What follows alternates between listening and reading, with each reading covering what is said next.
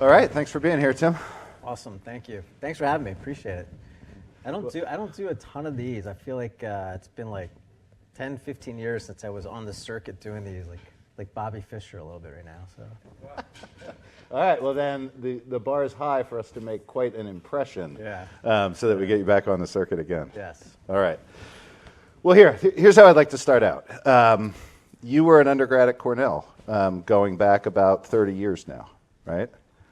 Yes. All right, that'll probably Yes. keep you off the circuit as well if I keep reminding you. Yeah. We've got a lot of undergraduates in the audience here today. As you were sitting at Cornell, what were you picturing for yourself 25, 30 years down the road? Was it this? No, definitely not. So I started at Cornell in agricultural biological engineering. Did that for the first semester. Absolutely was not my cup of tea. Went into what was called they're basically the business school there. Not knowing exactly what I was going to do, and long story short, got to my senior year and was interviewing for jobs, corporate American jobs, and then an opportunity came up at the Jacksonville Jaguars. They had been awarded a franchise in 1995. Was going to be the first year of play, and my dad said, "Hey, why don't you write a letter to the then general manager of the Jaguars, Cornell grad, played football like myself." And that's how I got started. The quid pro quo was I had to be willing to take an internship. So now you're coming out of an Ivy League school and you're taking an internship for $300 a week, and you're grinding. So that's how I started, and getting up at 4 or 5 in the morning and working until 12, 1 o'clock at night, and no promises. But 6 months later, was given a job for $25,000. So that's how I started. That was technically my first full-time job. I was a $25,000 a year employee of the Jacksonville Jaguars. So, yes. And so you were with the Jaguars, and then I think you spent a little bit of time with the Chargers as well. Is that right? Yep. Yep. All right. And then you make a decision to go back to school. Did. So tell us about that decision. What were you looking to add? Yes. Having dove in and made that early commitment. So I think when you work in an operator level early on in your career in a sports team, you're very functional, right? You're getting taught ticket sales, you're getting taught whatever marketing or sponsorship sales, et cetera, but you're not really understanding how to really run a business. And I thought it'd be important to get to ultimately where I wanted to be was to run a team, run a company, was to understand how the different disciplines intersect with one another. And I think you need to understand, particularly today, how finances work, how investors value a company, cash flow, things of that nature. So that was a big driver for me. I did my business school internship was at Goldman Sachs. I didn't really want to work in New York City. I came back to work for Comcast, and then I ultimately got the itch to go back into sports, and it's kind of what I did. So yeah. All right. So as you think, now as president of the union, in the roles that you had with the Eagles, with the Capitals, with the Sixers, were there courses, were there experiences, either at Cornell or at HBS, that you find yourself drawing on today? So, like I said earlier in my career, and I think at Jacksonville and San Diego, and even to a lesser degree at the Capitals, I was very, like I said, functional. Mm-hmm. When I went to the Sixers are, you guys might know, the Sixers are owned by private equity guys, Josh Harris, David Blitzer, and guys. I interviewed one of them in that very chair. Yeah. And that was an eye-opening experience for me, and a great experience for me, because that is the new norm now in sports. Yeah. So if you are in sports, a lot of times people who are owning those sports teams these days are from that background. And I can tell you, before that time in my career, I never had board meetings. I never had, let's talk about the financials, the cash flows. Sports teams in general are small to medium-sized businesses in terms of, they're 100 to 400 people, full-time people. But their brands are big, right? So it's a very unique paradigm.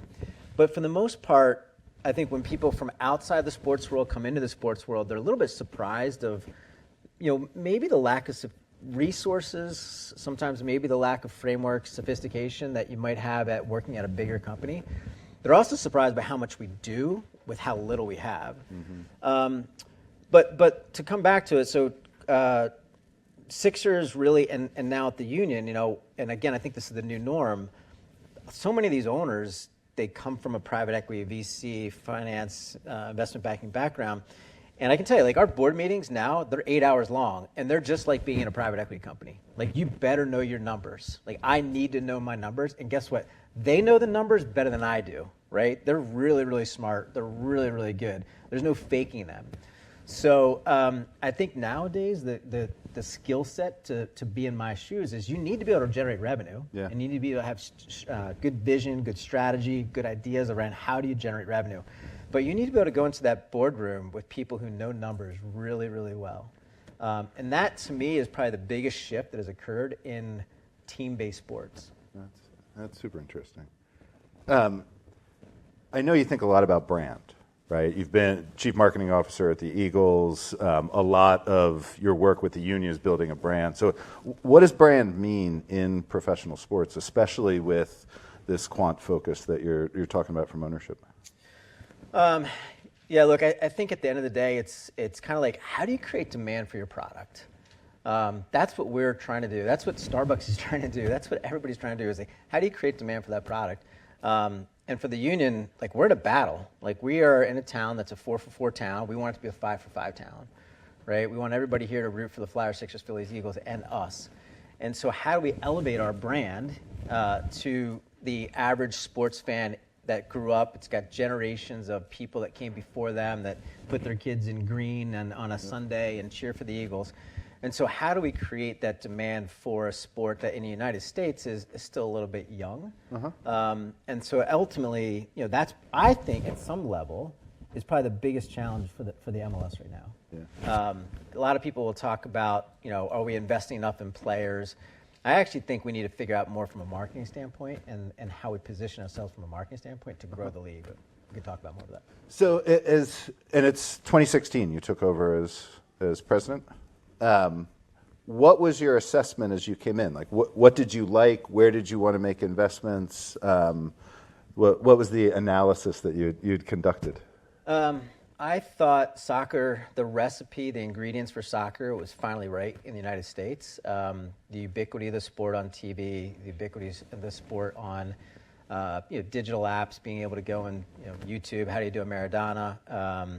I saw my son at the time, he was 8 years old, 7 years old, 8 years old. I remember coming home and he was watching Turkey and Iceland play a real game on TV. And I thought to myself, this is amazing. He's watching these two country teams play. He has no idea where these countries are located, but yet he's watching them on TV. Right. So I thought the sophistication of the youth side was better than ever before. When I grew up playing, you'd take an 8-year-old kid, you'd put him on a huge field, play 11v11, never touch the ball, really frustrating. So just so much had transpired. So all the ingredients I thought were right, and that has played out. What I didn't anticipate, which is even better than I thought it would be, was the power and influence of the new owners over the last 10 years coming into the league, and really people from the NFL, the NBA, those sorts of the power and influence brokers coming into the league and kind of fueling it. That I didn't anticipate. So that's been a pleasant surprise. And as you had worked in leadership roles with the Eagles, with the Sixers, with the Capitals in particular, were there things you were learning about how to run an operation, how to run a team that you wanted to bring with you? Or were there things that you were saying, I've got to unlearn this because this is a different game? Well, again, going back to definitely, like I said, everything that I got out of my Sixers experience carried over because those ownership groups at the Sixers and the Philadelphia Union now are very similar. So that was fantastic.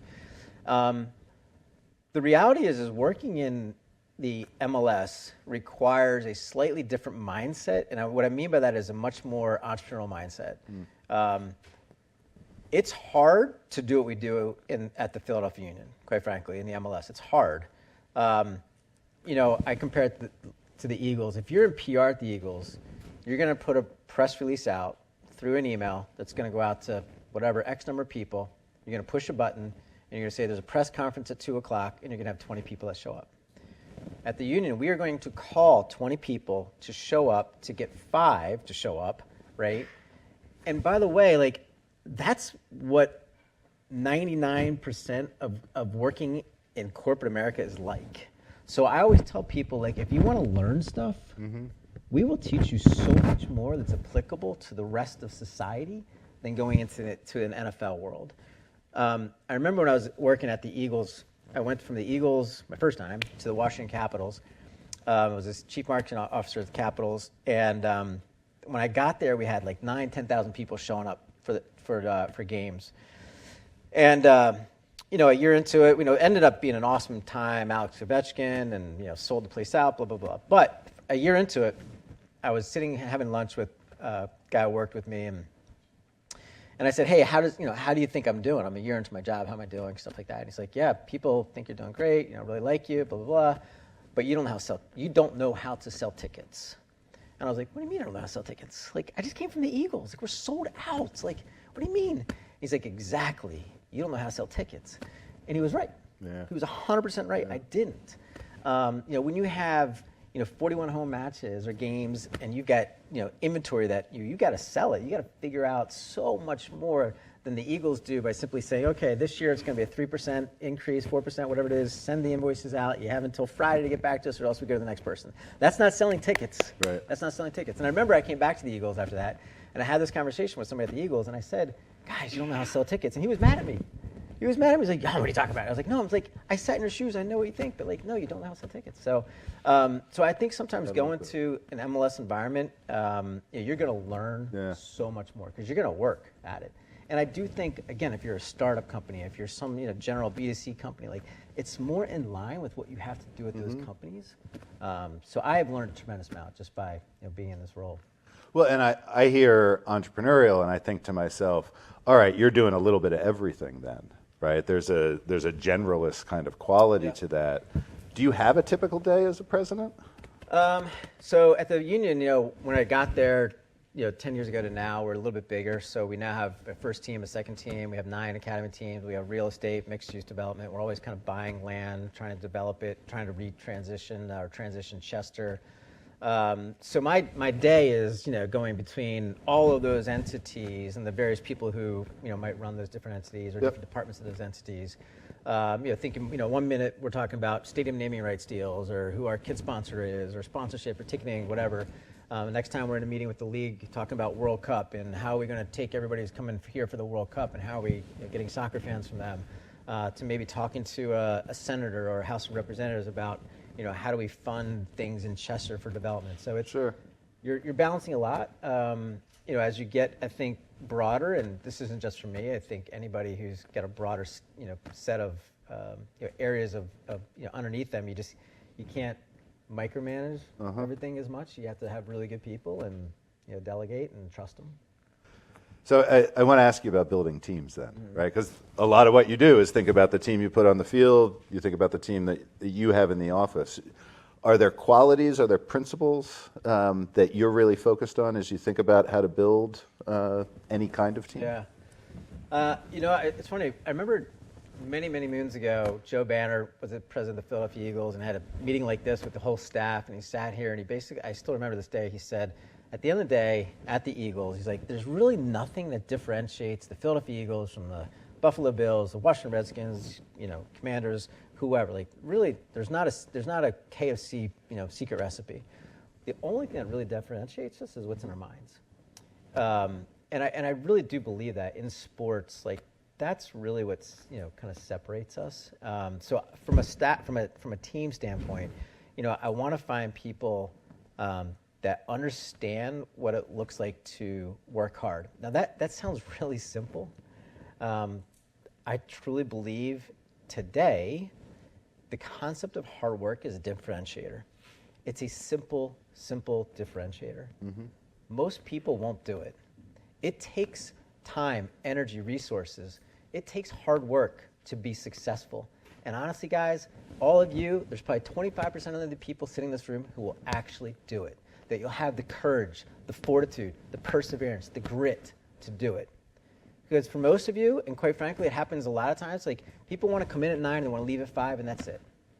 And that's fine, you can do that, right? But I'm telling you, if you just work hard, you will outwork 80% of the people, because most people will not do it today, won't do it. So fundamentally hard work, I love that. I love people who compete.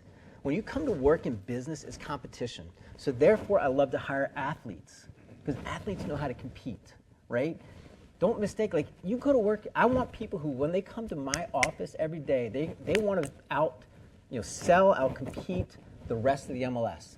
I want people who think I can be as good as the Philadelphia Eagles, the 76ers, right? The Phillies. That's the people that I want to hire. And that's the people that I look for, that you see that lens of competition. You wake up every day and you're like, I'm going after it. I don't care if people believe in soccer. I don't care if they believe in the union, but I'm going to make this the best there is, period. So I look for things like that. And then the last piece is I look for people, staff that root for each other. I've worked in environments where Bob doesn't like Jill doesn't like Sue, so Sue can't like Bob, that type of stuff. And I don't love that at all. And I think it's like very much defeats a good working environment. So I try to find places, try to find people that's in their DNA, right? Like, put it this way, if you're a backup quarterback, right, you have a choice. You're the backup. You can root against the starter and hope he fails, because that puts you in your pole position, right? Or you can root for the starter and just say, how do I beat the starter? How do I concern myself with myself to be better than the starter? Yep. Most people go the other way. Most people root against the starter so that they can be in that position, right? What I want to do is find people who root for each other, right? That your success isn't my failure. It's not a zero-sum game. Cade Massey was here earlier today. I don't see him in the crowd, but he's been working on a scale to assess some of what you've been talking about, and he calls it coachability. It's this interesting combination of ambition, humility, feedback-seeking behavior to say, like, I want to be the best, I know I'm not the best, and I know I can learn from all the people around me here. Does that encapsulate some of what you're talking about when you're talking about mindset and drive and determination? Are we missing anything in that scale? Yeah, look, I think that idea of coachability, learnability is really important. I personally subscribe to that philosophy. I don't want every good idea coming from me. In fact, I don't have every good idea. I probably have a lot of bad ideas. But what I do want is people who feel empowered to come up with ideas. And I'm also a big believer that, like, through communication, you get the best ideas on the table. And it may not be my idea, it might be somebody else's. So I want people to, have that mindset, that growth mindset, myself included. So yeah. So one of the things I've come to appreciate over the last few decades of work, talking with executive leaders like you, is that most of the easy problems get solved way before they get to your desk. Right? And even as you were describing a typical day, you're thinking about the team, you're thinking about the league, you're thinking about the sponsors, the community.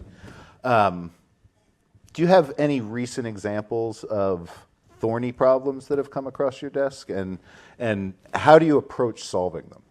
Like, what's your orientation? Yeah, so I would say, and this is the difference, I think, of being in an operator role versus a non-operator role.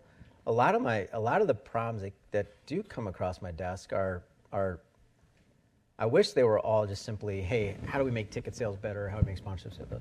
A lot of them, quite frankly, are of the personnel standpoint. And those are the ones that I think when you're in an operator role, you have to be comfortable with the fact that those are on your plate, right? I say that, hey, Bob doesn't like Sue, Sue doesn't like that type of stuff, or when do I get my promotion, or somebody has a situation where they have something very serious in their life, or whatever it may be. Those in operator roles happen a lot.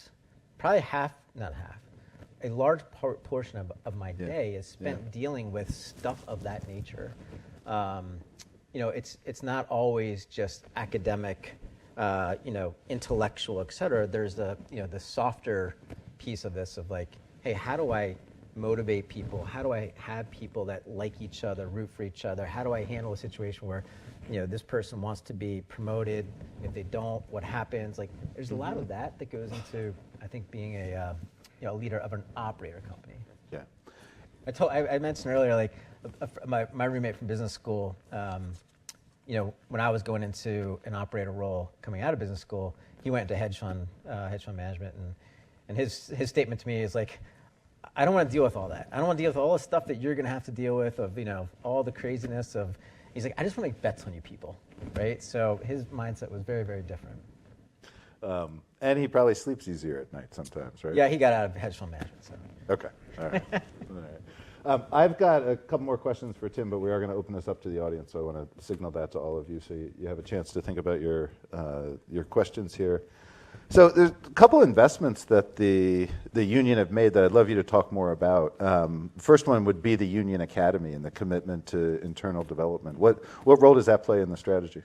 All right, so a large portion of our strategy to win games is to have the best youth development system in the United States, in North America, and I think we've done that.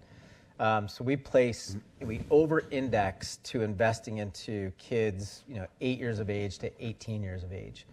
And so one is we think it's a strategy to produce players that can step onto our first team, and they've been in our system for, call it 5, 6, 10 years, whatever it might be.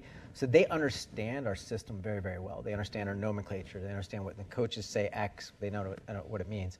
Their ability to hit the field and produce, the yield on that is pretty high. We also have the ability then to control their player rights and sell those players to other teams across different parts of the globe and kind of reinvest that money. So that's a big portion of how we see life in the MLS right now.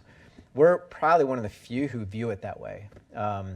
There's a large portion of MLS is still in, hey, let's buy stars and let's try and create a team through that approach. So we're definitely innovative. We're definitely, zig while there's zag. Not everybody subscribes to our philosophy. I think an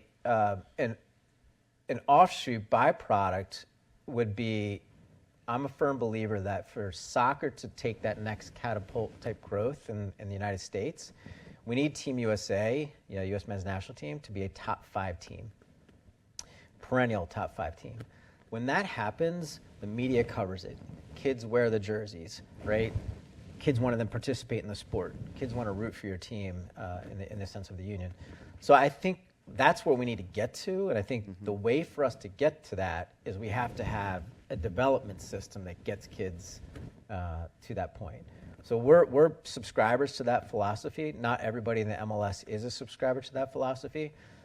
If I was sitting in the USA chair, if I was at U.S. Soccer, I would have a conversation with MLS, conversation with every team out there saying, how can we help you?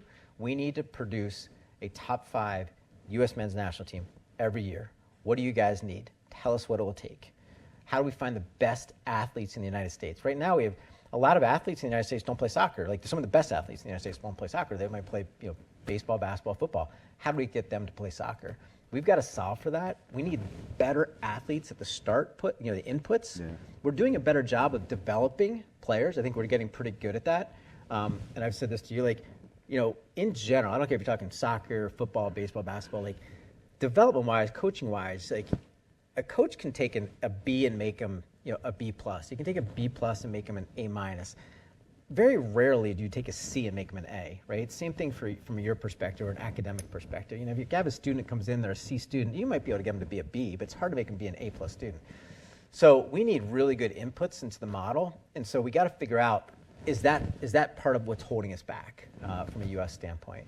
But I'm 100% a big believer of a Team USA that is top 5 every year. You watch them on TV, you'll follow them, media follows them, they'll get more social media, and then the cycle perpetuates itself. I mean, I have a feeling this question is probably a dissertation that would be required to answer it. But what would it take to create that kind of national team pipeline? If you were sitting there at USA Soccer, what would you be doing right now? Yeah, so I think every team in the MLS would have to meet certain standards of investment. Now, again, it could be that, right? Or you could say, open up the door so that if every team in the MLS doesn't want to have an academy or doesn't believe in having an academy, that's fine too. Then let other teams that do believe in it go right into their territory and say, we'll take the kids from that territory and they can come here. So it would be either, make everybody do it in a way that it's at a super high standard, or, relax the territory rules. And if somebody's in a certain territory that belongs to another team, those kids could come and play for us, as an example. That would be great too. So that would certainly be, one of the things I would certainly be a proponent of. Okay. All right. So another investment you've made is the Stryker Academy, right? We're here at Stryker Lab. We're here at Sports Analytics. Yeah. Tell us about that. How is that a zig? So we just opened up a 170,000 square foot sportsplex. It's about $100 million, and it's got a bunch of fields and weight rooms and stuff like that. And so I'm underselling it by saying that. I should say it much more. I can ask you again if you want.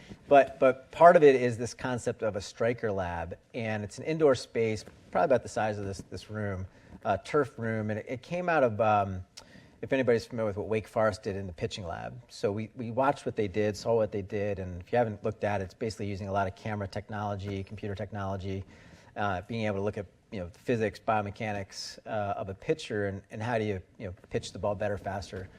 And so we thought if we could do that, as it relates to a soccer player and striking a ball, being able to bend a ball, move the ball, et cetera, and looking at the physics of what they do when they strike a ball, that would be helpful to the development of a player. So that is something we just built. We're probably about a couple weeks away from officially having it ready and started. So, congratulations! Yeah. All right. So last question for me for a little bit here, and we'll turn it over to the audience. I'm curious about how you access ways of thinking that kind of come from outside the sports norm. Like, where do you go to get ideas that do cut the other way against conventional wisdom? I was probably better at this 10 years ago than I am now, when I used to read lots of books and leadership books and stuff like that. I do think there's a lot that can be said for that. In just general, I'm a big believer of taking another industry and the kind of the model that exists in another industry and kind of lifting that model and applying it to other industries. So I'm generally speaking, I kind of look at the things through that approach. That also sounds like very much an MBA classroom as well, where you're taking a specific contextual problem, but then connecting it to a buy versus build strategy or something like that. You take the cable industry that's been a subscription industry for quite some time, and guess what? You know how we sell tickets these days? We don't sell tickets. We sell tickets like you're a subscription, right? So you're basically, you pay on a monthly basis like you pay for cable on a monthly basis. So things like that, right? The way we think about auto renewals. It used to be, okay, the season's done, or it's time to renew, and you start from zero and add your way up. And now we do it again much more like the cable industry, where you have to opt out. So just even small things like that, just applying things that you see in kind of other industries, I think are helpful. All right. Let's turn to all of you, and I had a feeling we might have some questions. So why don't we start over here? If you could introduce yourself, speak loudly.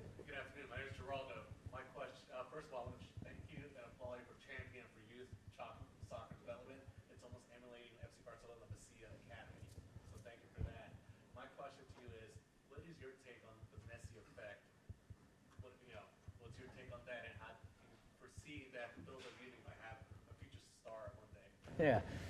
So very grateful the fact that Messi's playing in the league, and what Miami and their ownership group did to get him here, and so that's been fantastic. So there's no shortage of kind of superlatives that I could say about him or the impact that he's had. What I will say is I think we need more than just that, though, to grow the league. So I think that's been a big piece of a good starting point. I think that's a good signal to other players that this is a great league to be in. I think most of the players that come to the MLS and play in the MLS realize the league's a lot better than they realize. And I think that's part of what we need to change as a league, is the perception of our league. We are better than what we get credit for. I mean, honestly, we would play with, compete with, the bottom, quartile of the Premier League. Like we're in that level. We play in the league. We play League MX now in the Leagues Cup every year, and we typically win, or we have more wins than they do. So I think we're at a point where our league is probably better than what most people realize, and I think part of that is like we need to change the narrative of that. Star-wise, look, there are some people, and I think I could get behind this, that believe we should have 6 powerhouse teams in the league. NBA did some of that years ago. I think even the NFL had done that years ago. I don't think it can stay in that like long term, but I do think it would be interesting to say if you did have 6, 7, 8 kind of powerhouse teams, like what that might look like. So 6, 7, 8 stars, because I think Messi playing fill in the blank, if they don't have another star, is not quite as interesting as if we had 8 of those stars, and every week there was either 8 or 4, depending if they're playing each other, games like that. So that might be of interest. I find that interesting. I think that might get more fans to be interested in it. I don't know that in the near term it probably isn't something that the Philadelphia Union would subscribe to, but we would certainly be open to it if other teams in the league wanted to do it. Like I said, our approach is more through the youth side, so I don't think it wouldn't change what we do, but I do think something like I just described would be beneficial to the league. Please. Hi, I'm Joaquin, first year at Wharton. So my question is surrounding your take on the pro-rel debate. Do you feel like that caps the potential ceiling on the talent pool in the United States? And do you feel like that also caps the potential competitive product that's coming out of the league? Yeah. No, I like the playoff system. I think in North America, I think the playoff system in North American sports works really, really well. Like across any league in North America, people get hyped up for the playoffs. It's a chance for casual fans to lean in. It's a chance for more eyeballs, and ultimately, those more eyeballs, those more fans, et cetera, is how you get bigger media rights. So I like the idea of what we do. I think the instability that pro relegation can have is dicey. It can create massive financial strains on a team, on a club, and can put pressures on valuations of a overall enterprise. So I don't think I'm a huge fan of that. I don't think in the MLS world that would be something that would happen anytime soon, or if ever, quite frankly. So I don't think that's what's stopping the growth of MLS. Like, I don't think that's what stops it.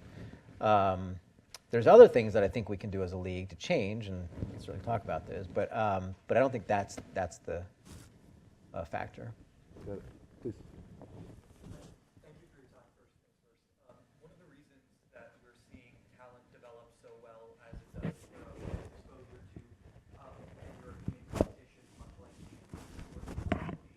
I know the Leagues Cup doesn't exist, but what do you think the perspective is of the MLS having a Pan-American league that encompasses leagues like Brasileiro Serie A, Colombian League, and Liga MX, to give our players exposure to grow and develop? And what do you think the MLS needs to be ready for that kind of competition if it ever has an opportunity in America? Yeah, look, I think going back 10 years or so, there was a BCG study that talked a lot about referential play and being able to show referentially how does the MLS do, relative to other leagues. And I think that's part of what's a driver to the Leagues Cup, and being able to show that, hey, we're actually as good or better than Liga MX. It's a relatively new competition, right? I think this is year 3, I think, if I have that right. And we've already pivoted in how we do it, because the first year, the tournament-style basis had too many MLS teams playing other MLS teams. This past year, we went to a format that was more MLS team versus the Liga MX team, although we ended up with all MLS teams in the semifinals and ultimately finals. So I actually, side note, because the Ryder Cup is on now, I'm a proponent of doing it slightly different. I'd actually like to see it Ryder Cup style, where it was just all MLS, or whatever, 18 MLS and 18 Liga MX teams, all playing for their country, so to speak, that way, or their league. like a Ryder Cup, I think that would be really cool, personally. So I think like we've moved into what you're saying. Part of the other challenge, quite frankly, is between Leagues Cup, U.S. Open Cup, Champions Cup, obviously MLS, like there's so much already that we're playing in. And that's one of the questions I start to ask myself is, if you think about it in the traditional American sports lens, the NFL just plays the NFL, right? Major League Baseball just plays Major League Baseball schedule. Like, we do like 4 things, or I'm probably missing something in there too, maybe a 5th thing. Actually, you could argue even this past year with Club World Cup, where we had some teams in the Club World Cup. So sometimes I do ask myself if the volume of how much we play and the variety and volume of those different tournaments, you want to call them that, is beneficial or not, right? Because like inside that MLS league, we'll stop to play these different things, right? Or right now we stop for FIFA breaks too, which I'm not a huge fan of either.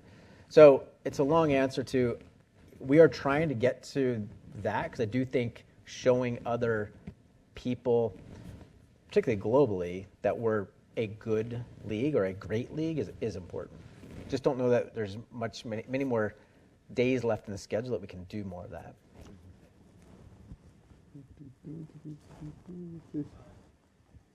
Yeah.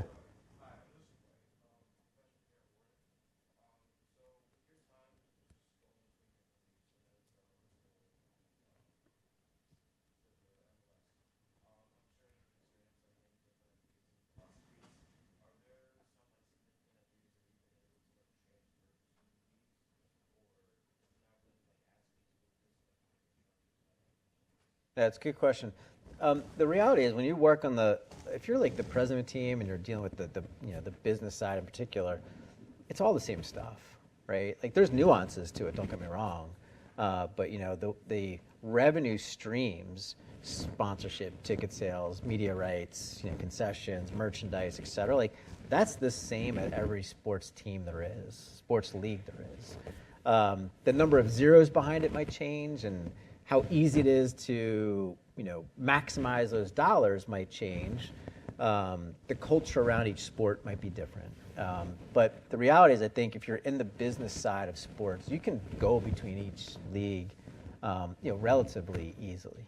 And quite frankly, I think it's a good thing. I think it's good when people come from another league and bring whatever they did in that other team, another league, into a league. Like I think right now for MLS, I think it's good that we have more people from outside of the soccer world or football, global football world, that come in from these quite frankly, I think a lot of other American leagues, NBA, et cetera, and bring some of their wisdom to the league. I think that's really important, especially as at the end of the day, what we need to solve for at the MLS level is fan growth. Like that has to be the number one thing, because ultimately what we want to get is a much better media rights deal.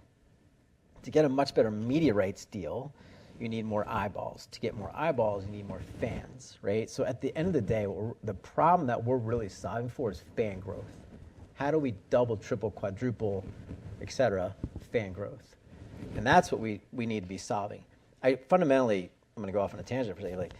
I don't think the answer to that is simply give every team $1 million more or $2 million in their salary cap. I don't think that's going to really do anything, or even $3 million, $4 million. I don't think that's the answer.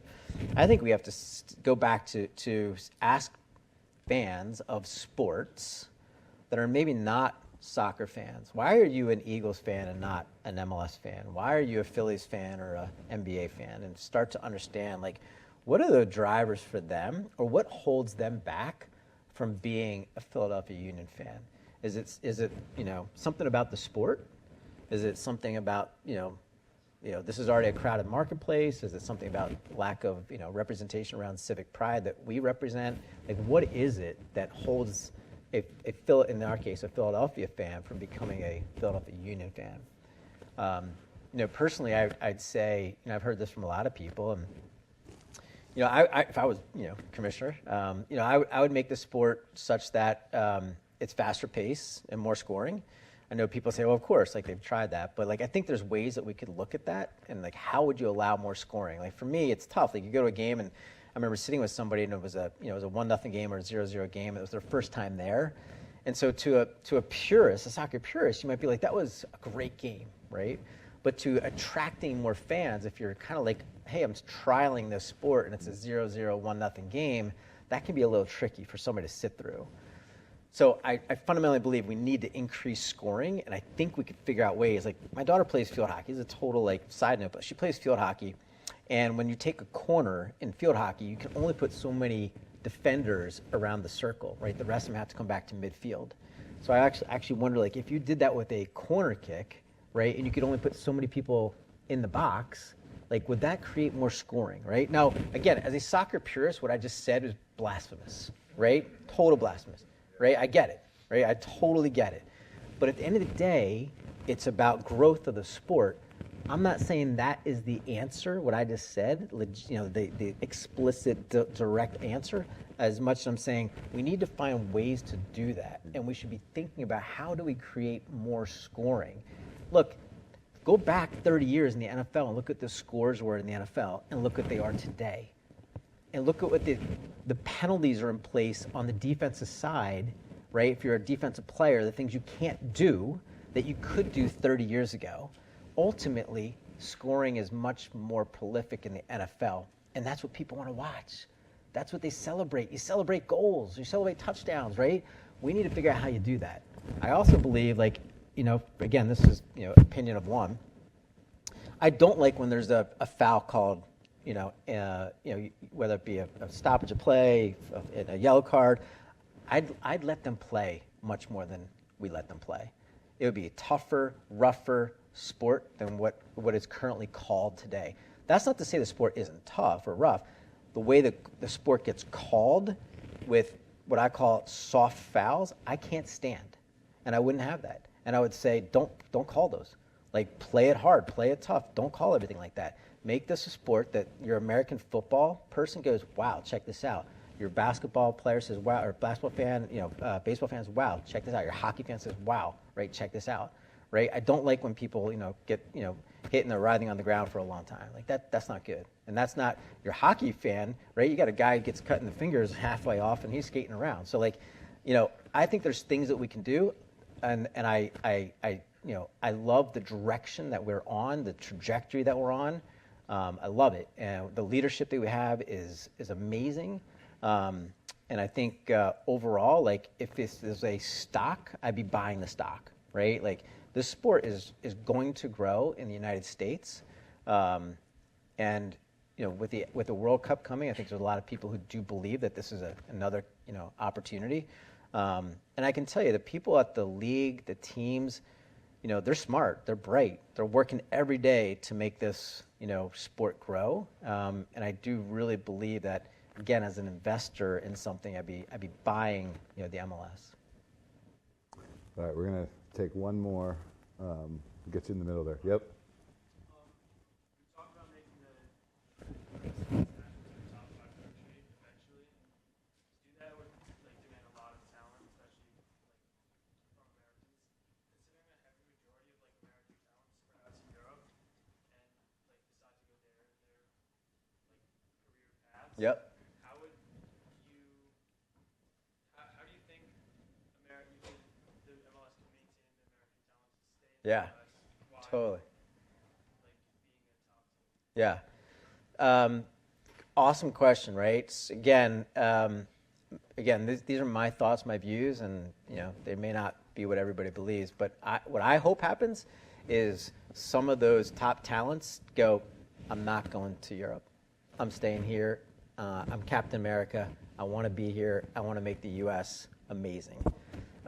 I think part of what we need to do is we need to open up our inside the MLS. There's rules about how we can trade players for cash, and there's certain limitations of what we're allowed to do. That we opened that up over the last year, I guess it is, a year or two, and I think it's been really healthy and good for the league. I personally would say let's open it up even more so we can do more of that inter-league exchanges like that. I think it would be beneficial for teams and I think for players. But fundamentally, I want the brand of our league to be at a point where kids, young players go, I don't want to go to Europe. I believe in this league, and I believe we have something really good. I can get paid handsomely, and I want to stay here, and I do want to make it the best league. So that's fundamentally the way I look at it. Again, I also see things slightly different. I know a lot of people in the United States have they root for their local MLS team, and they might root for whatever, Liverpool or Tottenham or whatever it is. And I see it kind of different, really. I want you to root for your MLS team. I want everybody here to root for the Philadelphia Union. And when you root for Union and another team, you only have so much disposable income. You only have 2 eyes. You can only watch so much at a time. I want to get as much of that as possible, selfishly, for the Union, right? That's what I want. And again, that might be my lens coming from leagues where, if you're in the NFL, there's not another team to root for, another league to root for, the NBA, et cetera, right? So that might just be my lens. I'm not saying I'm right in my kind of viewpoint, but fundamentally, I want as many fans focused on the Union and want them to shift where if they're saying, oh, there's a Union game on, or there's a, fill in the blank, Liverpool, Tottenham, whatever it is, I want it to be, we're over here, right? That's what I want. Again, that's not how everybody behaves today, but that's my kind of vision and dream. Because I'll tell it the other way, those European clubs are all coming here, right, for our talents, but also for dollars, eyeballs, right? You can watch the Premier League, right? NBC has a partnership with them. You can watch the Premier League here in the United States.